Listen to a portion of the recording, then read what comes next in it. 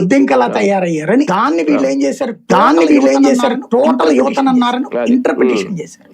Chief justice అంటే వీళ్ళకి ఏంటంటే గత కొన్నేళ్ల నుంచి జరుగుతుంది. ఇదివరకు జుడిషియరీ బెదిరేది ఉద్యమాలు.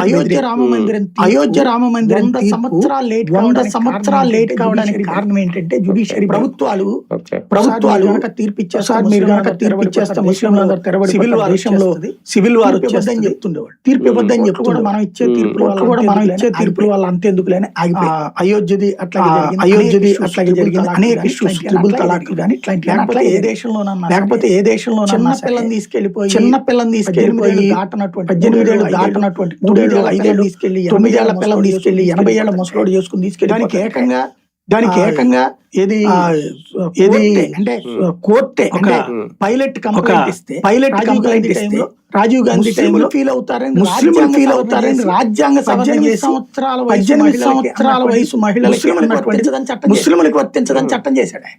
వాళ్ళ ఇష్టం వచ్చిన ఏజ్ లో పెళ్లి చేశారు. కాబట్టి రజస్వాల అదే హిందువులకి వెళ్ళాలందరూ మాత్రం ఖచ్చితంగా 18 ఏళ్ళ తల్లిదండ్రులు